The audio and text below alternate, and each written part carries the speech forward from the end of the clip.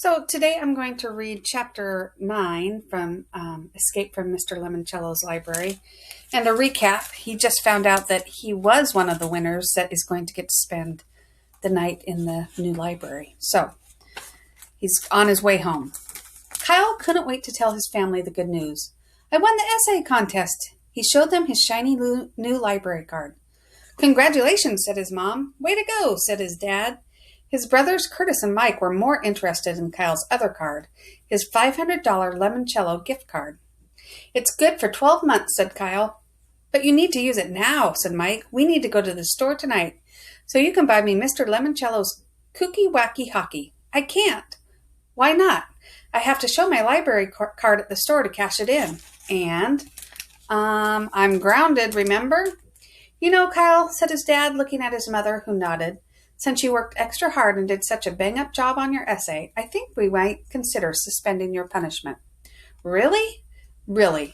Kyle's mom and dad smiled at him, the way they smiled whenever Mike won a football game or Curtis won the science fair. After supper, all 5 Keeleys piled into the family van and headed off to the local toy store.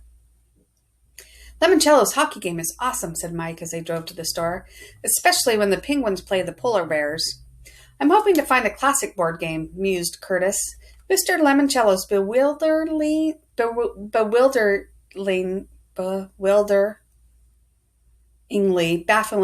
bibliomania.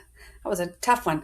Is that about the Bible? Asked her dad from behind the wheel. Not exactly, said Curtis, although the Bible, especially a rare Gutenberg edition, may be one of the treasures you must find and collect, because the object of the game is to collect rare and valuable books by... The Penguins and Cookie Wacky Hockey aren't from Pittsburgh like in the NHL, said Mike, cutting off Curtis. They're from Antarctica, and the polar bears, they're from Alaska. Kyle had decided to divvy up his card 5 ways to give everybody, including his mom and dad, $100 to play with. As soon as they entered the toy store, the family split up, cruising the aisles with their own shopping carts. His mom was going to upgrade to Mr. Lemoncello's Restaurant Rush. His dad was looking for one of Mr. Lemoncello's complicated what-if historical games. What if the Romans had won the American Civil War? Kyle hung with Curtis and Mike for a while. Being the one with the gift card made him feel like he was suddenly their big brother. Mike quickly found his PlayStation hockey game, and Curtis was in geek heaven when he finally found Bibliomania. They only have one left, he guessed, tearing off the cellophane shrink wrap and prying open the lid. He sat down right in the middle of the store and unfolded the game board on his lap. You see, you start under the rotunda in the circular reading room. Then you go upstairs and enter each of these 10 chambers where you have to answer a question about a book. I think I hear Mom calling me, said Kyle. She must need the gift card. Enjoy, and Kyle took off. The store will close in 15 minutes, announced a voice from the ceiling speakers.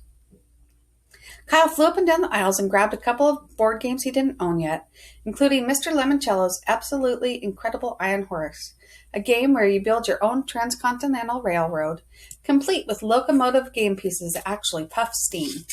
As Kyle was doing some quick math to see if he'd spent his $100, Charles Chillington rolled up the aisle with a cart crammed full with $500 worth of loot. Games stacked on top of games were practically spilling over the sides. Mr. Lemoncello's phenomenal picture word puzzler, one of Kyle's favorites, was teetering on the top. Hello, Keeley, said Chillington with a smirk. He looked down at the 3 games sitting in the bottom of Kyle's shopping cart. Just getting started? No, I shared my gift card with my family. Really? Well, that was a mistake, wasn't it? Kyle was about to answer when Chillington said, So long, see you on Friday. Kyle wasn't 100% sure, but Charles might have also muttered, loser. Since the store was about to close, Kyle headed toward the checkout lanes. When he passed the customer service department, he saw Haley Daly. No, Kyle heard Haley say in a hushed tone to the clerk working the returns window. I do not want to return these items for store credit. I would prefer cash.